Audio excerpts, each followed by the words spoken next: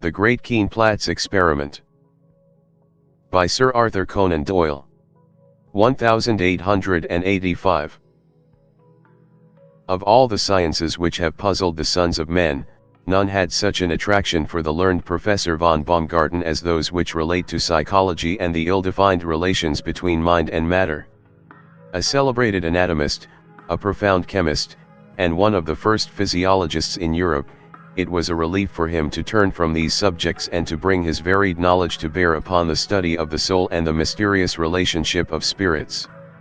At first, when as a young man he began to dip into the secrets of mesmerism, his mind seemed to be wandering in a strange land where all was chaos and darkness, save that here and there some great unexplainable and disconnected fact loomed out in front of him. As the years passed, however, and as the worthy professor's stock of knowledge increased, for knowledge begets knowledge as money bears interest, much which had seemed strange and unaccountable began to take another shape in his eyes. New trains of reasoning became familiar to him, and he perceived connecting links where all had been incomprehensible and startling. By experiments which extended over 20 years, he obtained a basis of facts upon which it was his ambition to build up a new exact science which should embrace mesmerism, spiritualism, and all cognate subjects. In this he was much helped by his intimate knowledge of the more intricate parts of animal physiology which treat of nerve currents and the working of the brain, for Alexis von Baumgarten was Regius Professor of Physiology at the University of Kleinplatz, and had all the resources of the laboratory to aid him in his profound researches. Professor von Baumgarten was tall and thin, with a hatchet face and steel-gray eyes, which were singularly bright and penetrating. Much thought had furrowed his forehead and contracted his heavy eyebrows, so that he appeared to wear a perpetual frown, which often misled people as to his character, for though austere he was tender-hearted. He was popular among the students, who would gather round him after his lectures and listen eagerly to his strange theories. Often he would call for volunteers from amongst them in order to conduct some experiment, so that eventually there was hardly a lad in the class who had not, at one time or another, been thrown into a mesmeric trance by his professor. Of all these young devotees of science there was none who equaled in enthusiasm Fritz von Hartmann. It had often seemed strange to his fellow students that wild, reckless Fritz, as dashing a young fellow as ever hailed from the Rhinelands, should devote the time and trouble which he did in reading up abstruse works and in assisting the professor in his strange experiments. The fact was, however, that Fritz was a knowing and long-headed fellow. Months before he had lost his heart to young Elise, the blue-eyed, yellow-haired daughter of the lecturer. Although he had succeeded in learning from her lips that she was not indifferent to his suit, he had never dared to announce himself to her family as a formal suitor. Hence he would have found it a difficult matter to see his young lady had he not adopted the expedient of making himself useful to the professor.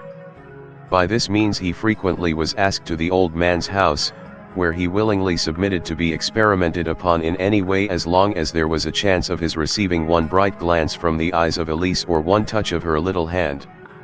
Young Fritz von Hartmann was a handsome lad enough.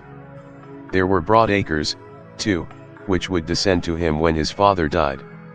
To many he would have seemed an eligible suitor, but Madame frowned upon his presence in the house, and lectured the professor at times on his allowing such a wolf to prowl around their lamb.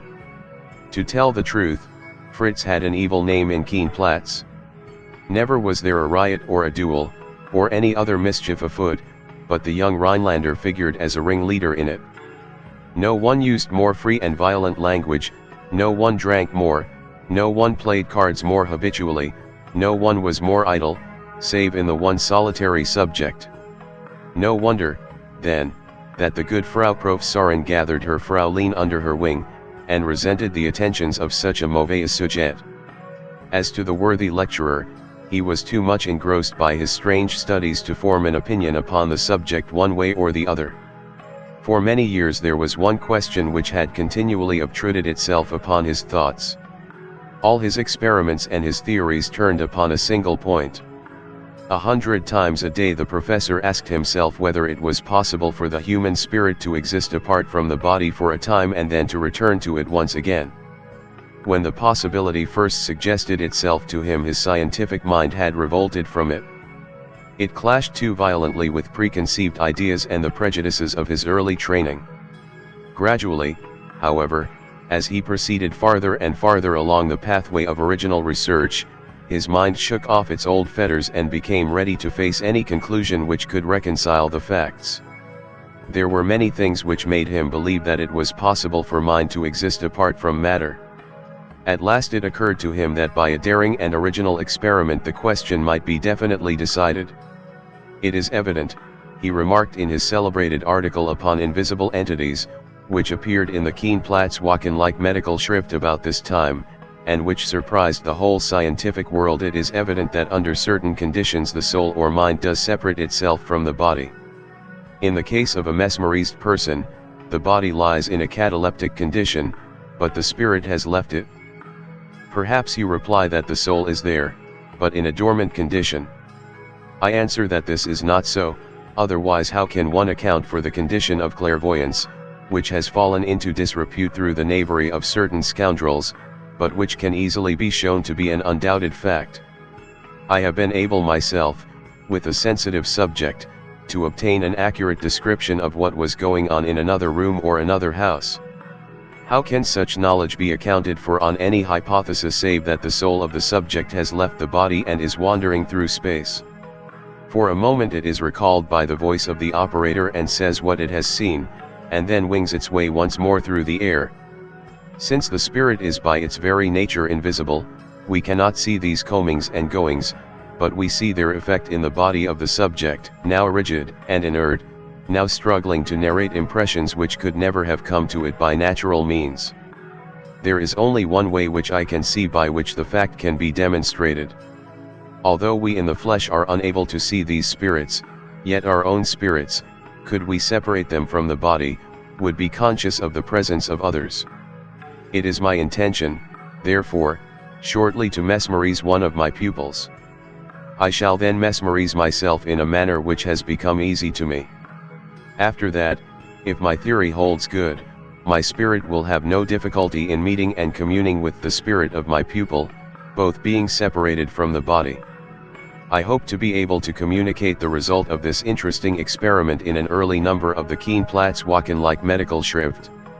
When the good professor finally fulfilled his promise, and published an account of what occurred, the narrative was so extraordinary that it was received with general incredulity. The tone of some of the papers was so offensive in their comments upon the matter that the angry savant declared that he would never open his mouth again or refer to the subject in any way, a promise which he has faithfully kept. This narrative has been compiled, however, from the most authentic sources, and the events cited in it may be relied upon as substantially correct. It happened, then, that shortly after the time when Professor von Baumgarten conceived the idea of the above-mentioned experiment, he was walking thoughtfully homewards after a long day in the laboratory, when he met a crowd of roistering students who had just streamed out from a beer house. At the head of them, half intoxicated and very noisy, was young Fritz von Hartmann. The professor would have passed them, but his pupil ran across and intercepted him. "Ha, my worthy master," he said, taking the old man by the sleeve, and leading him down the road with him. "There is something that I have to say to you, and it is easier for me to say it now, when the good beer is humming in my head, than at another time." "What is it, then, Fritz?" the physiologist asked, looking at him in mild surprise. "I hear, mein Herr, that you are about to do some wondrous experiment in which you hope to take a man's soul out of his body, and then to put it back again. Is it not so?" "It is true, Fritz." "And have you considered, my dear sir, that you may have some difficulty in finding someone on whom to try this? Potz das End. Suppose that the soul went out and would not come back. That would be a bad business. Who is to take the risk?" "But, Fritz," the professor cried, very much startled by this view of the matter, "I had relied upon your assistance in the attempt. Surely you will not desert me. Consider the honor and glory." "Consider the fiddlesticks," the student cried angrily. "Am I to be paid always thus? Did I not stand 2 hours upon a glass insulator while you poured electricity into my body? Have you not stimulated my phrenic nerves, besides ruining my digestion with a galvanic current round my stomach? 34 times you have mesmerized me, and what have I got from all this? Nothing. And now you wish to take my soul out, as you would take the works from a watch. It is more than flesh and blood can stand. Dear, dear, the professor cried in great distress. That is very true, Fritz. I never thought of it before. If you can but suggest how I can compensate you, you will find me ready and willing. Then listen, said Fritz solemnly. If you will pledge your word that after this experiment I may have the hand of your daughter, then I am willing to assist you, but if not, I shall have nothing to do with it. These are my only terms. And what would my daughter say to this? The professor exclaimed, after a pause of astonishment. Elise would welcome it, the young man replied. We have loved each other long. Then she shall be yours, the physiologist said with decision, for you are a good-hearted young man, and one of the best neurotic subjects that I have ever known, that is when you are not under the influence of alcohol. My experiment is to be performed upon the 4th of next month. You will attend at the physiological laboratory at 12 o'clock. It will be a great occasion, Fritz. Von Greuben is coming from Jena, and Hinterstein from Basel. The chief men of science of all South Germany will be there. I shall be punctual, the student said briefly, and so the two parted. The professor plodded homeward, thinking of the great coming event, while the young man staggered along after his noisy companions, with his mind full of the blue-eyed Elise, and of the bargain which he had concluded with her father. The professor did not exaggerate when he spoke of the widespread interest excited by his novel psychophysiological experiment. Long before the hour had arrived, the room was filled by a galaxy of talent. Besides the celebrities whom he had mentioned, there had come from London the great Professor Lurcher, who had just established his reputation by a remarkable treatise upon cerebral centers. Several great lights of the spiritualistic body had also come a long distance to be present, as had a Swedenborgian minister, who considered that the proceedings might throw some light upon the doctrines of the Rosy Cross. There was considerable applause from this eminent assembly upon the appearance of Professor von Baumgarten and his subject upon the platform. The lecturer, in a few well-chosen words, explained what his views were, and how he proposed to test them. I hold, he said, that when a person is under the influence of mesmerism, his spirit is for the time released from his body, and I challenge anyone to put forward any other hypothesis which will account for the fact of clairvoyance. I therefore hope that upon mesmerizing my young friend here, and then putting myself into a trance, our spirits may be able to commune together, though our bodies lie still and inert. After a time nature will resume her sway, our spirits will return into our respective bodies, and all will be as before. With your kind permission, we shall now proceed to attempt the experiment. The applause was renewed at this speech, and the audience settled down in expectant silence. With a few rapid passes the professor mesmerized the young man, who sank back in his chair, pale and rigid. He then took a bright globe of glass from his pocket, and by concentrating his gaze upon it and making a strong mental effort, he succeeded in throwing himself into the same condition. It was a strange and impressive sight to see the old man and the young sitting together in the same cataleptic condition. Whither, then, had their souls fled? That was the question which presented itself to each and every one of the spectators. 5 minutes passed, and then 10, and then 15, and then 15 more, while the professor and his pupil sat stiff and stark upon the platform. During that time not a sound was heard from the assembled savants, but every eye was bent upon the two pale faces, in search of the first signs of returning consciousness. Nearly an hour had elapsed before the patient watchers were rewarded. A faint flush came back to the cheeks of Professor von Baumgarten. The soul was coming back once more to its earthly tenement. Suddenly he stretched out his long thin arms, as one awaking from sleep, and rubbing his eyes, stood up from his chair and gazed about him as though he hardly realized where he was. Tausend Teufel, he exclaimed, rapping out a tremendous South German oath, to the great astonishment of his audience and to the disgust of the Swedenborgian. Where the Henker am I then, and what in thunder has occurred? Oh yes, I remember now. One of these nonsensical mesmeric experiments. There is no result this time, for I remember nothing at all since I became unconscious, so you have had all your long journeys for nothing, my learned friends, and a very good joke too, at which the Regius professor of physiology burst into a roar of laughter and slapped his thigh in a highly indecorous fashion. The audience were so enraged at this unseemly behavior on the part of their host, that there might have been a considerable disturbance, had it not been for the judicious interference of young Fritz von Hartmann, who had now recovered from his lethargy. Stepping to the front of the platform, the young man apologized for the conduct of his companion. I am sorry to say, he said, that he is a harum-scarum sort of fellow, although he appeared so grave at the commencement of this experiment. He is still suffering from mesmeric reaction, and is hardly accountable for his words. As to the experiment itself, I do not consider it to be a failure. It is very possible that our spirits may have been communing in space during this hour, but, unfortunately, our gross bodily memory is distinct from our spirit, and we cannot recall what has occurred. My energies shall now be devoted to devising some means by which spirits may be able to recollect what occurs to them in their free state, and I trust that when I have worked this out, I may have the pleasure of meeting you all once again in this hall, and demonstrating to you the result. This address, coming from so young a student, caused considerable astonishment among the audience, and some were inclined to be offended, thinking that he assumed rather too much importance.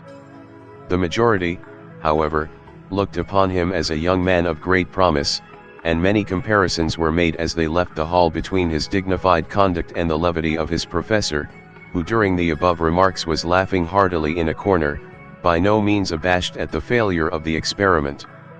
Now, although all these learned men were filing out of the lecture room under the impression that they had seen nothing of note, as a matter of fact one of the most wonderful things in the whole history of the world had just occurred before their very eyes. Professor von Baumgarten had been so far correct in his theory that both his spirit and that of his pupil had been for a time absent from his body. But here a strange and unforeseen complication had occurred.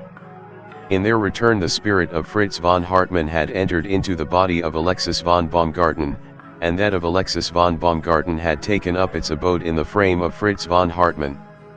Hence the slang and scurrility which issued from the lips of the serious professor, and hence also the weighty words and grave statements which fell from the careless student. It was an unprecedented event, yet no one knew of it, least of all those whom it concerned. The body of the professor, feeling conscious suddenly of a great dryness about the back of the throat, sallied out into the street, still chuckling to himself over the result of the experiment, for the soul of Fritz within was reckless at the thought of the bride whom he had won so easily.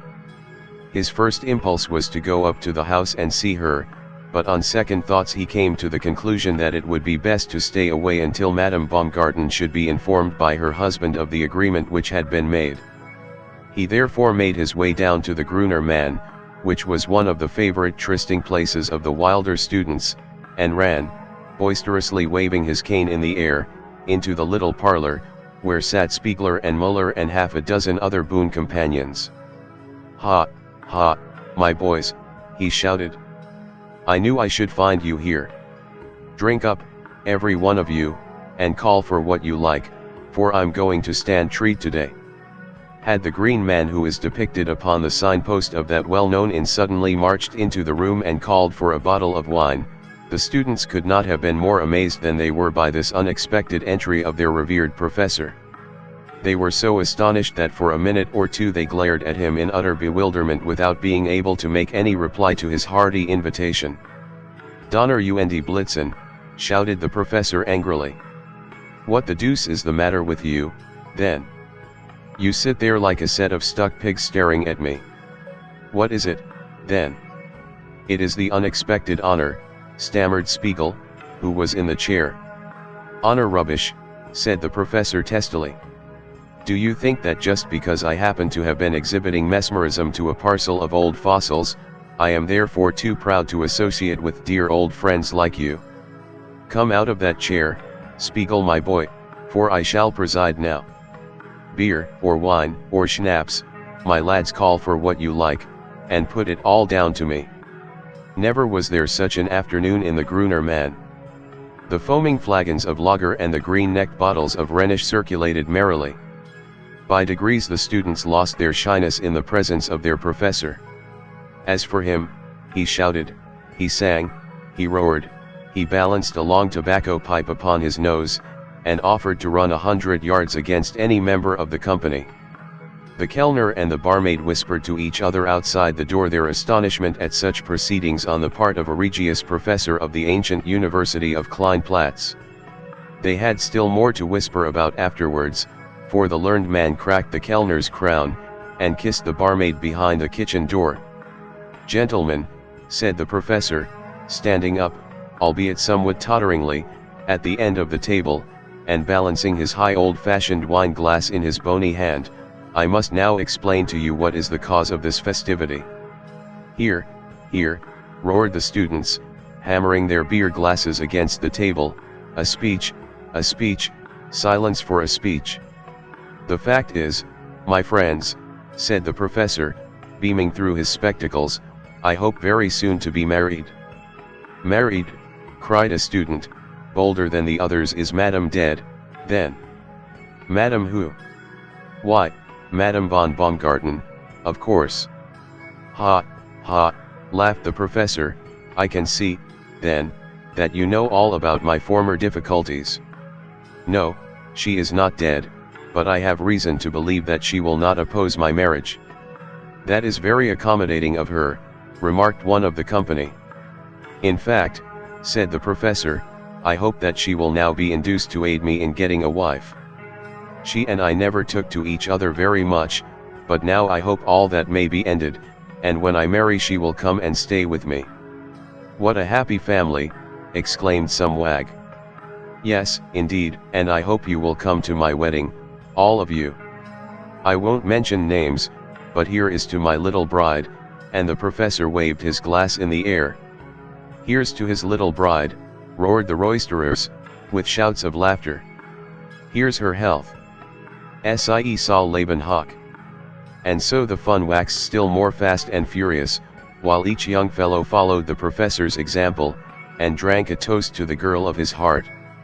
While all this festivity had been going on at the Gruner man, a very different scene had been enacted elsewhere.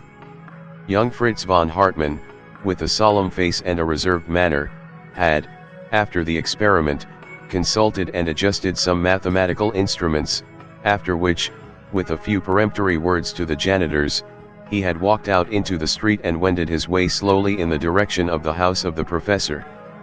As he walked he saw von Althaus, the professor of anatomy, in front of him, and quickening his pace he overtook him.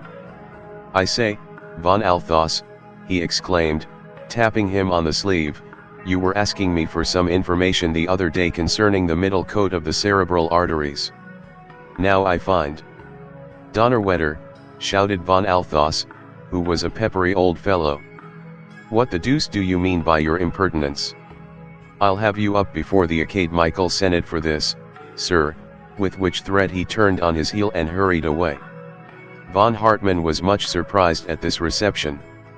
"It's on account of this failure of my experiment," he said to himself, and continued moodily on his way. Fresh surprises were in store for him, however. He was hurrying along when he was overtaken by two students. These youths, instead of raising their caps or showing any other sign of respect, gave a wild whoop of delight the instant that they saw him, and rushing at him, seized him by each arm and commenced dragging him along with them. "Gott in Himmel," roared von Hartmann. "What is the meaning of this unparalleled insult? Where are you taking me?" "To crack a bottle of wine with us," said the two students. "Come along. That is an invitation which you have never refused." "I never heard of such insolence in my life," cried von Hartmann. "Let go my arms. I shall certainly have you rusticated for this. Let me go, I say," and he kicked furiously at his captors.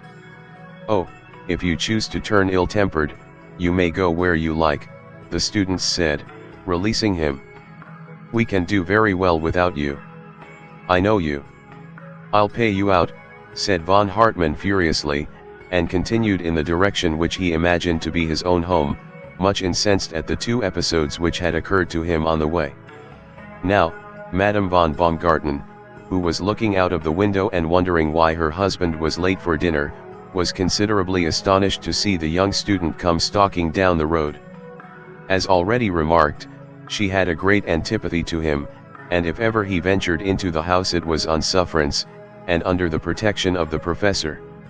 Still more astonished was she, therefore, when she beheld him undo the wicket gate and stride up the garden path with the air of one who is master of the situation. She could hardly believe her eyes, and hastened to the door with all her maternal instincts up in arms. From the upper windows the fair Elise had also observed this daring move upon the part of her lover, and her heart beat quick with mingled pride and consternation. "Good day, sir," Madame Baumgarten remarked to the intruder, as she stood in gloomy majesty in the open doorway. "A very fine day indeed, Martha," returned the other. "Now, don't stand there like a statue of Juno, but bustle about and get the dinner ready, for I am well nigh starved." "Martha! Dinner," ejaculated the lady, falling back in astonishment. "Yes, dinner, Martha, dinner," howled von Hartmann, who was becoming irritable. "Is there anything wonderful in that request when a man has been out all day? I'll wait in the dining room. Anything will do. Schinken, and sausage, and prunes, any little thing that happens to be about. There you are, standing staring again. Woman, will you or will you not stir your legs?" This last address, delivered with a perfect shriek of rage, had the effect of sending good Madame Baumgarten flying along the passage and through the kitchen, where she locked herself up in the scullery and went into violent hysterics. In the meantime von Hartmann strode into the room and threw himself down upon the sofa in the worst of tempers. "Elise," he shouted. "Confound the girl! Elise!" Thus roughly summoned, the young lady came timidly downstairs and into the presence of her lover. "Dearest," she cried, throwing her arms round him, "I know this is all done for my sake. It is a_ruse_ in order to see me." Von Hartmann's indignation at this fresh attack upon him was so great that he became speechless for a minute from rage, and could only glare and shake his fists, while he struggled in her embrace. When he at last regained his utterance, he indulged in such a bellow of passion that the young lady dropped back, petrified with fear, into an armchair. "Never have I passed such a day in my life," von Hartmann cried, stamping upon the floor. "My experiment has failed. Von Althos has insulted me. 2 students have dragged me along the public road. My wife nearly faints when I ask her for dinner, and my daughter flies at me and hugs me like a grizzly bear." "You are ill, dear," the young lady cried. "Your mind is wandering. You have not even kissed me once." "No, and I don't intend to either," von Hartmann said with decision. "You ought to be ashamed of yourself. Why don't you go and fetch my slippers, and help your mother to dish the dinner?" "And is it for this," Elise cried, burying her face in her handkerchief, "is it for this that I have loved you passionately for upwards of 10 months? Is it for this that I have braved my mother's wrath? Oh, you have broken my heart, I am sure you have," and she sobbed hysterically. "I can't stand much more of this," roared von Hartmann furiously. "What the deuce does the girl mean? What did I do 10 months ago which inspired you with such a particular affection for me? If you are really so very fond, you would do better to run away down and find the schinken and some bread, instead of talking all this nonsense." "Oh, my darling," cried the unhappy maiden, throwing herself into the arms of what she imagined to be her lover, "you do but joke in order to frighten your little Elise." Now it chanced that at the moment of this unexpected embrace von Hartmann was still leaning back against the end of the sofa, which, like much German furniture, was in a somewhat rickety condition. It also chanced that beneath this end of the sofa there stood a tank full of water in which the physiologist was conducting certain experiments upon the ova of fish, and which he kept in his drawing room in order to ensure an equable temperature. The additional weight of the maiden, combined with the impetus with which she hurled herself upon him, caused the precarious piece of furniture to give way, and the body of the unfortunate student was hurled backwards into the tank, in which his head and shoulders were firmly wedged, while his lower extremities flapped helplessly about in the air. This was the last straw. Extricating himself with some difficulty from his unpleasant position, von Hartmann gave an inarticulate yell of fury, and dashing out of the room, in spite of the entreaties of Elise, he seized his hat and rushed off into the town, all dripping and disheveled, with the intention of seeking in the food and comfort which he could not find at home. As the spirit of von Baumgarten encased in the body of von Hartmann strode down the winding pathway which led down to the little town, brooding angrily over his many wrongs, he became aware that an elderly man was approaching him who appeared to be in an advanced state of intoxication. Von Hartmann waited by the side of the road and watched this individual, who came stumbling along, reeling from one side of the road to the other, and singing a student song in a very husky and drunken voice.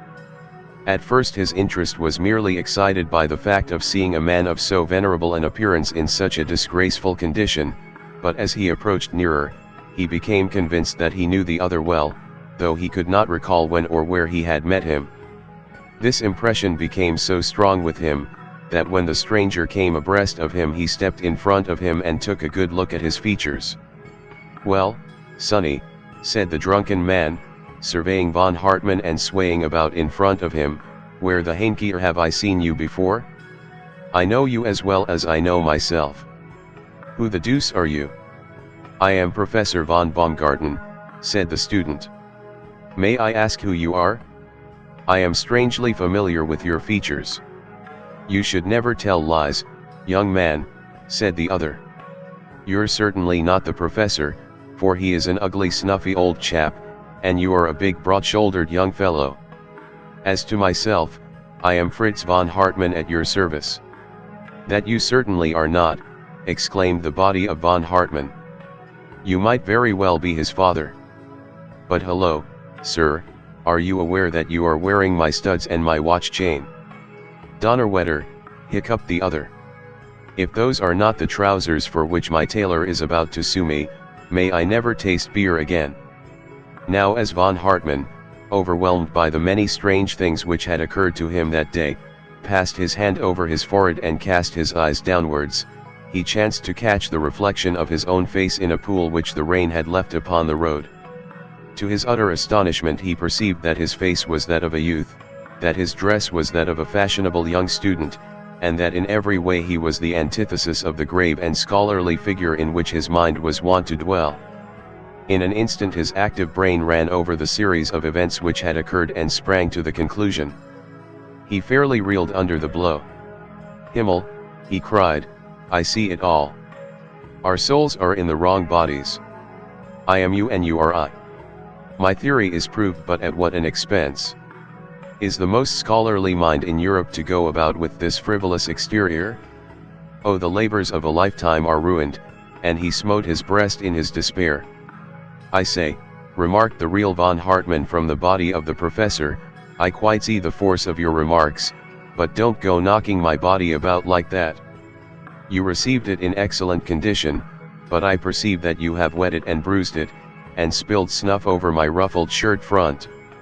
"It matters little," the other said moodily. "Such as we are, so must we stay. My theory is triumphantly proved, but the cost is terrible." "If I thought so," said the spirit of the student, "it would be hard indeed. What could I do with these stiff old limbs, and how could I woo Elise and persuade her that I was not her father? No, thank heaven, in spite of the beer which has upset me more than ever it could upset my real self, I can see a way out of it." "How?" gasped the professor. "Why, by repeating the experiment. Liberate our souls once more, and the chances are that they will find their way back into their respective bodies."